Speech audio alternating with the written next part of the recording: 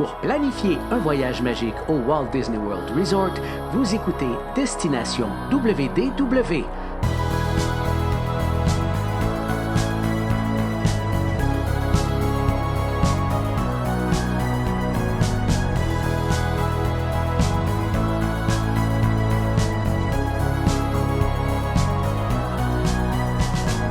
Et voici votre animateur et ami personnel de Mickey, Jean-Philippe Paré.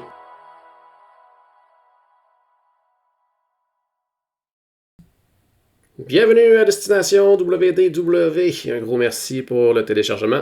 Pour les gens qui nous écoutent en audio, bienvenue aux gens qui nous regardent en vidéo sur notre page Facebook ou sur notre page YouTube où tous les vidéos sont disponibles. Pour les versions audio, c'est disponible sur le www.destinationwdw.ca ou .com et également sur Spotify, Apple Podcasts. On fait plusieurs plateformes comme ça où vous écoutez normalement tous vos podcasts préférés. Et aujourd'hui, on fait quelque chose qu'on a fait depuis très longtemps. En fait, on va le faire un top 10. Et qui dit top 10 dit Clifford Matthews. Salut Cliff! Salut, comment ça va? Ça va bien toi? Ah, ça va bien, c'est le fun d'un petit retour. J'avoue que depuis la dernière fois qu'on a fait, c'était peut-être au plein milieu de cette pandémie. Oui. Mais j'ai perdu du poids. Regarde, on ne parle pas de bouffe, on ne parle pas de rien. Alors, je mange moins, puis là, j'ai hâte de recommencer ça. Très bon, très bon. Oui, en fait, c'est ça. Donc, c'était difficile de faire des top 10 sur, exemple, certains sujets qui s'appliquaient un peu moins, étant donné qu'il y avait des trucs quand même fermés à Disney, tout ça. Mais là, la vie commence à reprendre son cours un petit peu. Puis aujourd'hui, en fait, on va parler... on va pratiquement faire une reprise de l'épisode qu'on a fait à peu près à la même date l'an passé. C'est-à-dire qu'on va parler de nos tops de ce qu'on... De quoi on a hâte en 2021, de qu'est-ce qu'on a hâte de découvrir, de retrouver, quoi que ce soit, les nouveautés, si on veut dire, pour 2021. Donc, il y a beaucoup de choses comme ça qu'on a parlé l'année passée en 2020 parce que, étant donné la situation actuelle, ça s'est comme repoussé un petit peu. Donc, c'est ce qu'on va parler aujourd'hui. Puis tiens, on va y aller tout de suite avec toi, Cliff, avec ton premier choix. Mon premier choix, c'est DuckTales World Showcase Adventure. Regarde, la bande à Picsou, là, pour tous ceux et celles qui ont vécu qui ont vu dans les années 90, la bande à Picsou, puis il y avait toujours une aventure autour du monde, des affaires de genre, c'est super le fun. Oui, ça remplace Kim Impossible, qui a été remplacé par Agent P. Mm-hmm. Là, on a su dernièrement la mauvaise nouvelle que la bande à Picsou, la nouvelle édition, se termine avec la 3e saison. Ouais. Mais c'est le fun de voir comme tu sais, Picsou puis les trois frères, des affaires de genre, en train de faire le tour du monde avec des aventures. Alors, peut-être c'est une façon d'incorporer les personnages, je ne veux pas dire principaux, là, parce que Agent P et Kim Possible, c'est un peu moins connu, si tu veux, au point de vue international. Alors, c'est le fun de voir une autre façon d'aller interagir ou susciter l'intérêt des enfants et des jeunes hackers comme moi dans le World Showcase. Parce que, veux pas, oui, c'est le fun de bouffer, de trouver de la nouvelle nourriture. Puis, trouver de la nouvelle nourriture, des affaires de genre. Mais là, il va y avoir des trucs auxquels que tu peux activer des nouvelles séquences, des affaires de genre dans le World Showcase. Alors, pour moi, là, c'est une façon de plus de découvrir les petits cachets dans le World Showcase. Tout à fait. Puis comme tu le disais, DuckTales, c'est quelque chose qui est très, très, très populaire. Je pense que quand la nouvelle avait été annoncée, les gens étaient super contents de cette initiative-là, d'amener ces personnages-là. Comme tu disais, là, ça a été annulé au niveau de la saison sur Disney Channel, tout ça. Mais en tout cas, de ce que Disney ont dit, c'est que c'était vraiment toujours dans les projets. Là. J'imagine que de toute façon, c'était quand même assez avancé là, parce que c'était supposé débuter en 2020, mais ça a été retardé à 2021. Donc, effectivement, ça va être une belle façon de redécouvrir encore une fois le World Showcase. Souvent, justement, avec, comme tu le disais, avec les plus jeunes.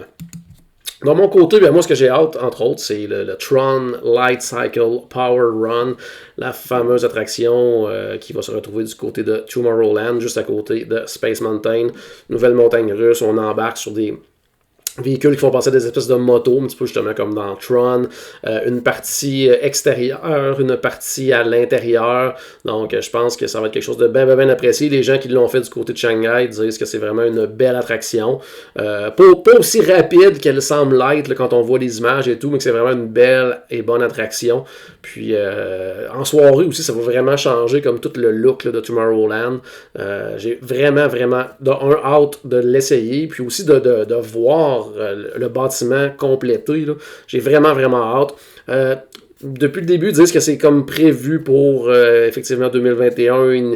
Ils visent vraiment là, les festivités du 50e, le début du 50e. Donc, on peut s'attendre à ce que justement ça débute peut-être plus vers l'automne 2021. Les travaux extérieurs sont toujours en cours. À l'intérieur, bon, ils ont pris des pauses en raison de la pandémie et tout. Mais de ce qu'ils disent, c'est qu'apparemment que les échéanciers pourraient être respectés justement pour 2021. Mais je pense que ça va en plus ajouter une autre montagne russe quand même du côté du Magic Kingdom, qu'il y en a déjà quand même beaucoup. Là. Oui. Non, hey, regarde, t'as entièrement raison, le Tron Cycle. Là, je pense même quand j'étais plus jeune avec ma bicyclette, là, je faisais croire que j'étais sur le Tron Cycle. Alors, non, j'ai bien hâte de l'essayer. Ouais, visuellement, ça va être vraiment quelque chose. Puis ça va justement à Tomorrowland, c'est vraiment l'endroit idéal là, pour ajouter cette attraction-là. Vas-y avec ton prochain choix, une attraction aussi qui devait ouvrir cette année, qui a été reportée en 2021. Et toujours à Epcot aussi, là, mais non, Ratatouille, là, Rémi's Ratatouille Adventure, ou tout simplement là, Ratatouille. Alors, regarde, j'adore le film, je me demande pourquoi, parce qu'il parle de bouffe. Mais juste l'idée, là, c'est comme il n'y a pas de track, il n'y a pas rien, c'est vraiment une immersion totale. On se fait rapetisser comme une petite souris dans un restaurant. On suit Rémi, plus ou moins, là. Alors, puis regarde, c'est une attraction de plus à Epcot. Puis encore une fois, ça va aller chercher les plus jeunes et les plus jeunes à cœur. Une attraction de plus, qui dit non à ça, là, tu sais. Puis en plus, ça va super bien avec la thématique. Tu sais, c'est en France, il y a de la bouffe. Puis je pense même qu'il est censé d'avoir un kiosque à la fin qui nous offre d'autres bouffes. Ouais. Alors, qui dit non à Ratatouille? Je suis curieux de voir comment ils vont... Parce que je vais aller à Euro Disney ou à Disneyland Paris pour faire cette attraction-là. Alors, je suis curieux de voir comment ça va être. J'ai vu des vidéos, mais on s'entend que voir une vidéo et de vive voix, c'est différent. Mais avec les écrans, est-ce que c'est... Comment que ça... L'immersion, est-ce qu'on va vraiment être immersif ou ça va être comme Spider-Man là, dans Universal, ce genre? Ouais, je sais que en général, les commentaires sont pas toujours hyper positifs. Là, c'est la version en France. Par contre, justement, est-ce que Disney en ont profité pour corriger peut-être ces petits défauts-là qui faisaient en sorte que l'attraction était peut-être un peu moins appréciée? Mais chose certaine, une attraction en plus familiale dans le World Showcase à Epcot, je pense que c'est quelque chose que on peut juste être content d'avoir là, parce que ça va être encore une fois un bel ajout du côté du World Showcase. Bon, il faut s'y faire. Les espèces de propriétés intellectuelles comme ça sont de plus en plus ajoutées dans le World Showcase, qui n'était pas là au départ. On l'a vu avec la Norvège, Frozen, qui s'est ajouté et tout. Puis ça, c'est quelque chose vraiment qui va devenir un peu comme la norme du côté du World Showcase aussi. Puis je pense que, comme tu le disais, Rémi et tous ses amis, ça va très très bien fitter justement dans le pavillon de la France. Donc, un très bel ajout. Puis j'ai bien hâte, moi aussi, de l'essayer. De mon côté, on va aller voir.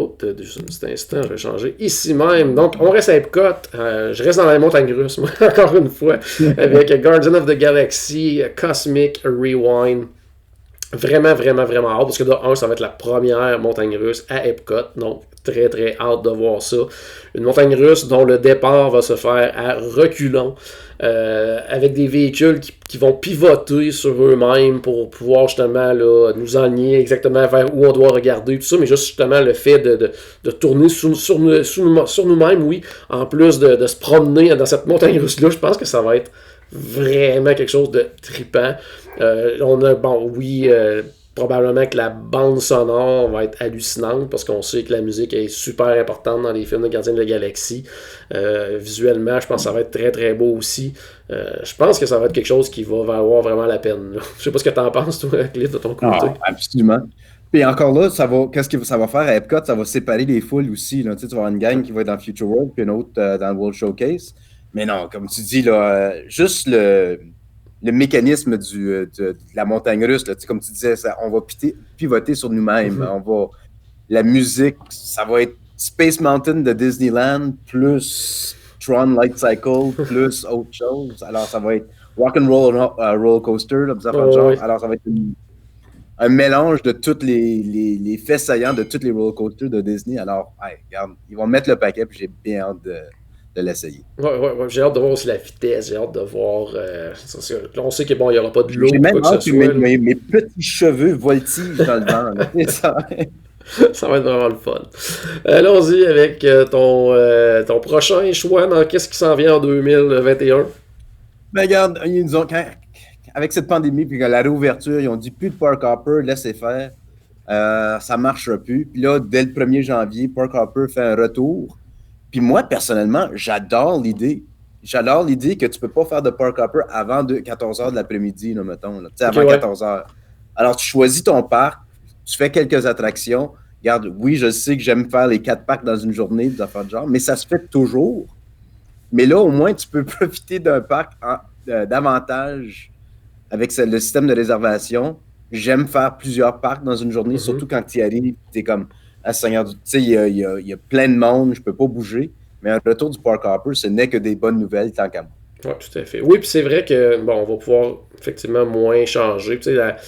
Mais, j'allais dire, c'est plus comme la stratégie des Extra Magic Hours quand ça va revenir, là, qui va être différente. Parce que souvent, avant, on disait, allez profiter des Extra Magic Hours du matin à tel parc. Puis après ça, changer de parc, aller ailleurs, parce qu'il va y avoir beaucoup de monde dans ce parc-là le reste de la journée. Alors que là, ça va devoir si on le fait de cette façon-là, il va falloir faire le changement juste un peu plus tard. Mais en même temps, justement, ça va permettre, de toute façon, on réserve comme 3 fast-pass à l'avance, tout ça, quand ça va revenir ça aussi avec les fast-pass à un moment donné. Mais il faut déjà le réserver, donc ça va être quand même assez facile de les placer en matinée, d'aller manger au resto le midi, puis après ça, s'en aller justement en début d'après-midi faire un autre parc. On peut se faire un petit arrêt quelque part, se prendre une crème glacée au boardwalk, peu importe là, où ce qu'on va être. Mais ils vont avoir moyen quand même d'arranger ça, que ce soit le fun. Puis comme tu disais, après ça, selon les disponibilités par parc et tout, on pourrait probablement justement changer de parc. Donc, faire les 4 parcs dans la même journée sera peut-être effectivement possible, selon les horaires. Quand les horaires vont revenir aussi un peu plus à la normale et tout. Mais la seule chose qui est sûre et certaine, c'est comme tu l'as dit, le retour du Park Hopper, c'est juste une bonne nouvelle. C'est parce que ça commence à revenir un peu à la normale et on a hâte que ça soit la normale, là, que la normale redevienne la norme, en fait. Là. On a vraiment hâte à ça. Là. Mais à ton point aussi, c'est que ça va nous forcer un peu de ralentir puis de profiter du moment présent. C'est vrai. Parce que là, tu sais, c'est très rare qu'on va réserver un resto à l'heure du dîner. Mais là, on pourrait le faire puis dire, regarde, après le dîner, on s'en va à un autre parc. Oui, c'est vrai. Non, c'est sûr que la façon qu'on planifie les choses, là, ça va complètement changer, mais qui est pour le bien aussi, peut-être. Oui, puis en même temps, c'est pas à tous les jours non plus qu'on faisait 4 parcs dans une journée, là, je veux dire. Tu sais, souvent, ouais, mais tu sais, je veux dire, souvent, les premières journées, tu sais, ta première journée que tu vas à Magic Kingdom, par exemple, tu vas comme rester comme plus longtemps là. Tu sais, oui, des fois, tu vas vouloir changer en fin de journée ou quoi que ce soit, mais c'est justement, c'est en fin de journée, puis ça. C'est plus comme les dernières journées, tu sais, sur un long séjour, là, un 7 à 10 jours, là, c'est plus ces journées-là qui vont être, je pense, impactées par cette nouvelle façon de planifier là. Mais je pense que ça va être, tu sais, dans le fond, ça va permettre aussi peut-être aux gens justement de dire, bon, regarde, tu sais, ma 10e journée, je suis pas convaincu que je veux passer une demi-journée complète à tel parc, puis après ça changer, mais ça va justement permettre d'y aller peut-être un peu le matin, ou dormir un peu plus là, longtemps, puis après ça les passer là, ou tout simplement vraiment diviser ça en 3, dire un petit peu le matin on va là, après ça, on va aller visiter 2-3 hôtels, on va aller manger dans tel hôtel, au resto, en après-midi on va aller dans un parc, donc tu sais, ça va quand même bien se planifier, c'est juste que ça va être d'une autre façon qu'on est habitué de le faire. De mon côté, je vais y aller avec la prochaine chose que j'attends en 2021, c'est le Star Wars Galactic Star Cruiser. En fait, je l'attends. Je suis pas convaincu que je vais pouvoir me le payer, parce qu'on s'entend que ça va être quelque chose qui va coûter très très cher. Mais juste de savoir que c'est là, de voir justement les premières images, de peut-être aller voir au moins l'extérieur, j'imagine qu'on va pouvoir quand même aller voir. C'est sûr qu'on ne pourra pas entrer à l'intérieur, là, d'après moi, tant qu'on n'a pas de réservation là, parce que faut rappeler aux gens que ce ne sera pas un hôtel comme le Pop Century, le Grand Floridian, le Port Orleans, peu importe, là, ça sera pas ce type d'hôtel-là, ça va être une expérience un peu comparable à ce qu'on vit sur les croisières Disney, là, c'est-à-dire que c'est pendant 2-3 jours, on va être dans cet hôtel-là et tout va se passer à l'intérieur de ça, les repas vont être inclus, on va avoir de l'animation, on va avoir un accès direct à Batuu, en fait, Galaxy's Edge. Donc, ça va être une aventure qu'on va vivre pendant ces 3 jours, 2 nuits-là. Donc, ça va être vraiment, vraiment particulier. Donc, aller visiter l'hôtel, je ne crois pas que ce sera quelque chose qui sera malheureusement possible comme on a l'habitude de faire avec les autres hôtels Disney. Puis, ce ne sera pas possible, j'allais dire, ce ne sera pas possible, à moins d'avoir les moyens, là, mais d'aller passer une semaine là parce que à ce moment-là, il va falloir se prendre comme 2-3 forfaits de suite, là, puis toujours rester dans cette aventure-là.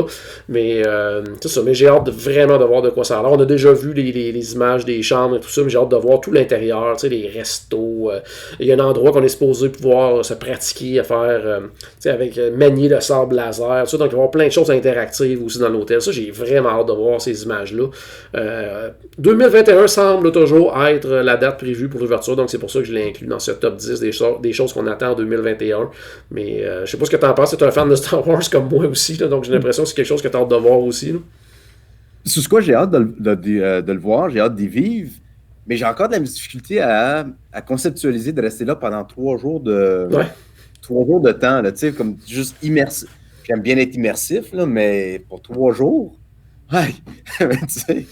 Mais non, c'est sûr que peut-être pour ma fête, alors, s'il vous plaît. Alors, si jamais l'occasion se présente, c'est sûr et certain que je vais le vivre au moins une fois avant. Au moins une fois. Oh oui, ça va être quelque chose, je pense, qu'il va falloir essayer au moins, justement, comme tu dis, au moins une fois de vivre puis l'expérimenter, parce que je pense que ça va être quelque chose qui va être assez spectaculaire, mémorable. Donc, bien hâte de voir la suite des choses pour ce nouvel hôtel du côté du Walt Disney World Resort. Allons-y maintenant avec ton prochain choix. Sur quoi, celle-là, je sais que c'était sur ma liste l'an dernier. C'était Space 2020. OK? 2020, 220. Regarde, dit top 10, on dit bouffe. J'avais pas de choix de l'inclure. C'est un restaurant à côté de Mission Space. Manger dans l'espace. Puis honnêtement, je pense que c'est peut-être le restaurant. Regarde, c'est un restaurant qui va ouvrir, là, peu importe. Mais je pense que c'est le restaurant qui va être idéal pour cette pandémie. Puis je m'explique. Parce que je pense qu'on va prendre un ascenseur type pour monter au quelque chose du genre. Chose du genre. Alors, c'est peut-être, oui, ça va être lent pour monter puis faire la transition entre les groupes, mais ça va être un groupe à la fois. Alors, je peux voir comment ils peuvent désinfecter ou peu importe. Mais j'ai juste hâte de voir les visuels, de voir qu'est-ce qu'ils vont nous présenter.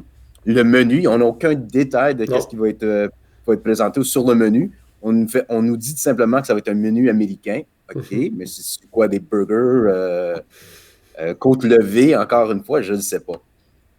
Ça serait particulier, des côtes levées dans l'espace, ça serait particulier quand même, mais rien n'est impossible. Exact. Mais ils vont avoir au-dessus de 1000 bouteilles de vin disponibles. OK, mais je suis curieux de voir comment ils vont mettre la thématique, l'immersion du menu, la dynamique de tout. J'ai bien hâte. C'est un restaurant de plus. Oui, en plus. Qui dit mieux qu'un restaurant de plus? Ouais. Alors, non, j'ai bien hâte. Puis quand je veux voir si on va avoir une sensation de sans gravité. Est-ce qu'on va avoir la nausée? Je ne sais pas. C'est de la glacée déshydratée qui vont nous servir. Oui, aucune idée. Pas. Mais j'ai hâte de le vivre. Je ne sais pas. Mais je sais pourquoi. C'est de la bouffe. Oui. Regarde.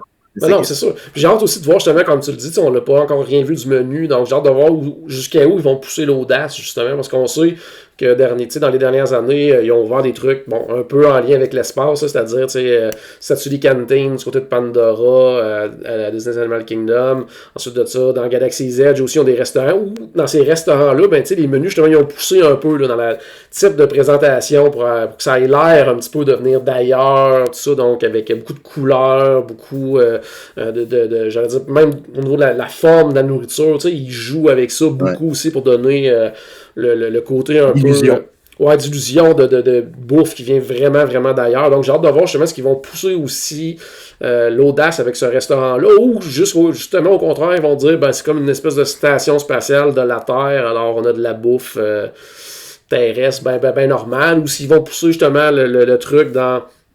Bon, il faut, tu sais, avec le côté un peu astronaute sans qu'on mange, bien sûr, de la bouffe déshydratée, là, mais avoir peut-être de ces éléments-là, par contre, dans la bouffe, tu sais, des fois, avoir, tu sais, quelque chose que, je sais pas, t'as un plat que tu as un certain type de bouillon, peu importe, il t'apporte des choses que tu mets dedans, que là, il va se passer de quoi, tu sais, pour avoir quelque chose de un peu justement l'effet, là, on est dans l'espace, on mange la bouffe un peu particulière, donc j'ai hâte de voir qu'est-ce qu'ils vont faire avec ça, puis justement les images, ça, c'est bien hâte de voir qu'est-ce que ça va là, puis ça fait longtemps que ça devait être ouvert depuis plusieurs mois, puis c'était repoussé. La pandémie est arrivée, là, ça a repoussé encore une fois. Là, on parle là, de 2021. Donc, c'est ce que j'ai bien hâte de voir ce restaurant-là.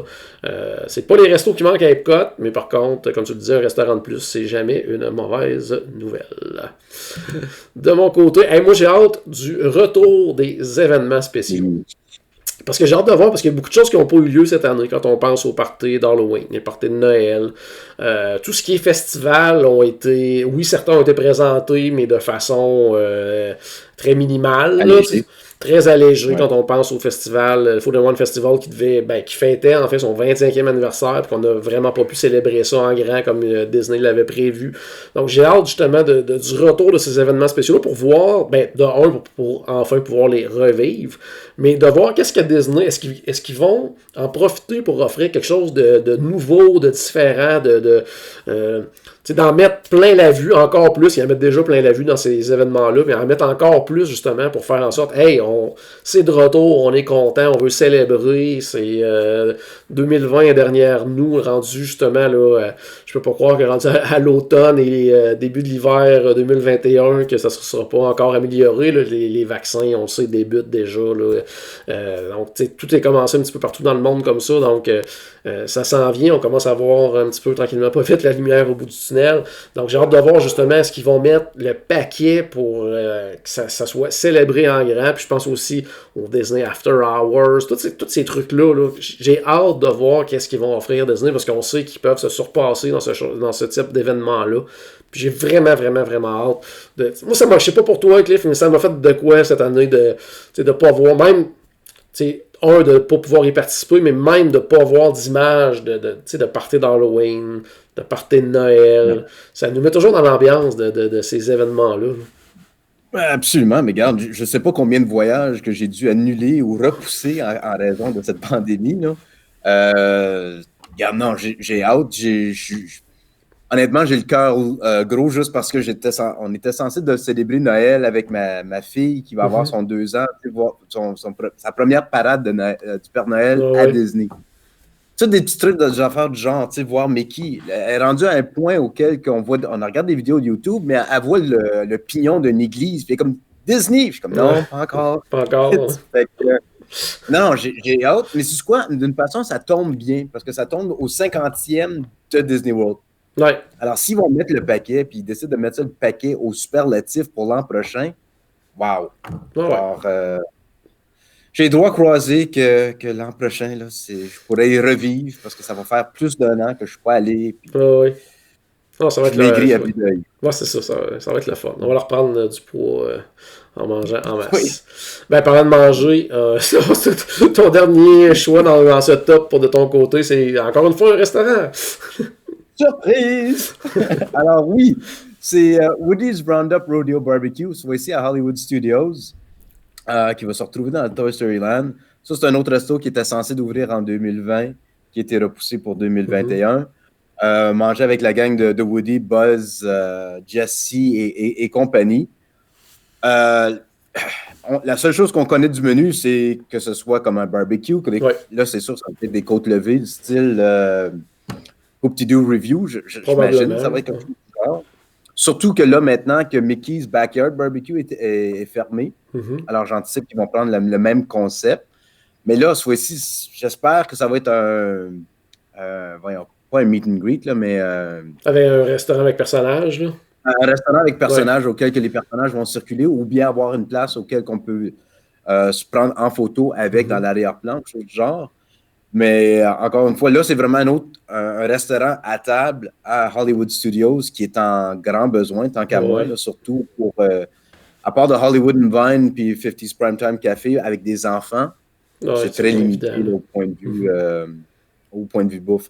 Alors, non, j'ai bien hâte de voir la thématique parce que j'aime bien la thématique de Toy Story Land. J'ai hâte de voir le décor, j'ai hâte de voir qu'est-ce qu'ils vont faire parce qu'on n'oublie pas qu'on est des jouets dans ce land-là. Là, donc, il faut que dans le restaurant aussi, on soit des jouets. Donc, j'ai bien hâte de voir comment ils vont, au niveau du décor, comment ils vont nous présenter ça pour nous faire vivre cette expérience-là. Là. Tant et si longtemps que j'ai pas besoin de mettre un costume comme Buzz a eu dans le premier Toy Story Land de Mme Nesbitt, là. Je vais être bien correct avec ça. Mais autrement, là, non, j'ai bien hâte de voir la thématique, puis la bouffe, puis le menu. Avoir vraiment plus de détails sur du menu, là, ça serait idéal. Parce que même Toy Story, Woody's Lunchbox sont allés hors de l'ordinaire aussi avec ce qu'ils ont. Alors, je suis pas mal certain qu'ils vont faire des petits changements là-dessus pour nous allécher. Tout à fait. En numéro 1, de mon côté, en fait, on en a fait allusion à peu près tout le long de cet épisode-là, mais c'est ce qui va vraiment conclure avec le top 1. C'est les festivités du 50e anniversaire du Walt Disney World Resort, parce que de 1, on n'en sait pas beaucoup. De 2, oui, on a entendu beaucoup de choses qui disent que, ce qui était prévu... va être un petit peu minimisé en raison de tout ce qui s'est passé, des coupures et tout ça. Mais on s'attend quand même à avoir de belles célébrations pour le 50e anniversaire qui va être, si encore une fois, Disney n'ont absolument rien annoncé. Ils n'ont pas annoncé qu'est-ce qu'il va y avoir, qu'est-ce qu'on va pouvoir y faire, quand ça va commencer non plus, mais si on se fie sur les événements précédents, habituellement ça commence la date de l'événement, donc dans ce cas-ci, ce serait le 1er octobre 2021, et habituellement, ce type de festivité-là va durer entre 12 et 18 mois. J'ai l'impression qu'avec un événement important comme le 50e, on va s'aligner davantage pour un 18 mois là, qu'un 12 mois. Donc, qu'est-ce qu'on va pouvoir y faire? On entendait plein de choses, que certaines attractions vont avoir des petits ajouts mineurs, un peu comme il avait fait lors du 60e du côté de Disneyland. Il avait ajouté des trucs dans certaines attractions. Donc, ce serait peut-être ce genre de type-là qu'on va avoir. C'est sûr que normalement, encore une fois, on imagine des choses, mais on imagine que ça va aller beaucoup mieux, encore une fois, rendu là. Donc, peut-être des retours de parade, un spectacle de fin de soirée particulier pour ces festivités-là. Mais j'ai vraiment, vraiment, vraiment hâte de le vivre, puis de voir qu'est-ce que Disney va nous offrir. Parce qu'encore une fois, là, on se retrouve à célébrer le 50e anniversaire, mais on va aussi célébrer que tout va commencer à être derrière nous, qu'on va pouvoir recommencer à vivre un petit peu. Donc j'ai l'impression qu'ils vont encore une fois vouloir nous en mettre plein la vue. Je sais pas si toi tu as quelque chose en tête justement pour le 50e, qu'est-ce que tu t'imagines qui pourrait être offert par Disney, présenté, si on compare justement avec ce qu'il y avait eu avec Disneyland, des choses comme ça. Est-ce que tu as des choses toi que tu aimerais voir au minimum? C'est au minimum, fast-pass pour tout. Mais en tout cas, moi, je sais pas pour toi, mais moi, tu sais, déjà, d'avoir une vraie belle parade.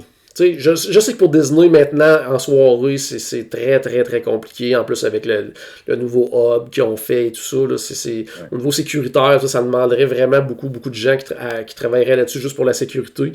Mais tu sais, au moins, même si c'est en journée, au moins d'avoir quelque chose de vraiment spécial. J'aime beaucoup le festival Fantasy, là, mais avoir de quoi de spécial pour le 50e, moi déjà ça serait déjà quelque chose que moi je m'attends. Là. Comme je le disais tantôt aussi, des petits ajouts, là, sans que ce soit des rénovations majeures de certaines attractions, des petites choses spéciales là, dans les attractions, juste comme pour souligner le fait que c'est le 50e. Là. Ben, on s'entend qu'il va y avoir des snacks là, partout. Là. Ça va être déjà établi. Mais en t'entendant parler, ce que j'aimerais avoir, c'est justement une parade nocturne. Mais j'aimerais voir comme des extraits, comme mettons The Main Street Electrical Parade, Spectro Magic, puis la nouvelle, tu sais, comme une nouvelle. Là, comme juste des petits... Une espèce d'histoire des parades. Justement, voici l'évolution des parades. Là, mais après ça, finir avec le Main Street Electrical Parade. Mais, parce qu'ils ont fini avec ça. Mais une parade nocturne ou une annonce de quelque chose, Paint the Night même. Oh oui. Ça serait fantastique là, du côté de Disneyland. Absolument. Ouais. Mais non, à part de ça, c'est quoi, en ce moment, je veux juste prendre le Magical Express puis m'y rendre. Ouais, puis c'est juste ça. le review. Mais de toute Ça façon, serait- en plus, tu sais, si probablement, justement, tu sais, on va avoir déjà tu sais, Tron qui vise une ouverture pour le 50e, Gardien de la Galaxie. Donc, tu sais, il va y avoir quand même des nouveautés là, en plus de tout ce qui va être offert. Mais j'ai l'impression aussi, justement, le côté spectacle, se rencontre de personnages. Probablement que Mickey va avoir un habit spécial, des choses comme ça. Je pense qu'il va y avoir plein de choses vraiment tripantes là, qui vont être offertes du côté du Walt Disney World Resort. Puis j'ai vraiment, vraiment, vraiment hâte de voir, justement, parce que on sait rien pour l'instant. On sait on sait que c'est le 50e, mais c'est tout. Habituellement, si ce n'avait pas été de la pandémie, on saurait déjà beaucoup de choses, parce qu'il y aurait plein de choses qui auraient été annoncées, là, mais c'est pas le cas là, présentement, puis c'est un peu dommage, mais j'ai vraiment, vraiment hâte de vivre ce 50e. Là. Absolument. Yes. Donc, 2021, Cliff, ça promet? Ça promet, évidemment. Oui, effectivement, ça promet. Excellent. Merci de ta participation aujourd'hui. Mais merci à toi. Excellent. Donc, à la maison, j'espère qu'on a ajouté un tout petit peu de magie dans votre journée. N'oubliez pas, bien sûr, que tout a commencé par une souris et on se reparle très bientôt.